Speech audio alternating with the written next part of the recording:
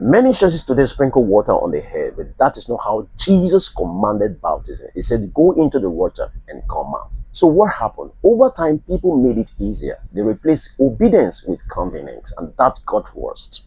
In the medieval times, people were baptized as babies without faith and without choice. And when they later truly believe and choose to be baptized the right way, they were punished and even killed. Millions still choose obedience over comfort. Why? Because Jesus said, whoever believes and is baptized will be saved. So here is a real question. If you say you believe, why ignore one command that proves it?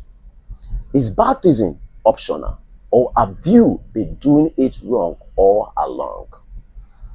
This might challenge everything you have been taught. Baptism was never meant to be a tradition. It was a command, not by sprinkling, not by force, but by faith and full obedience. History shows that people gave their lives for this truth.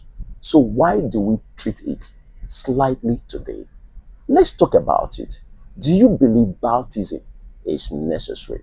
Let me know what you think in the comment section, and see you in my next video on same topic, baptism.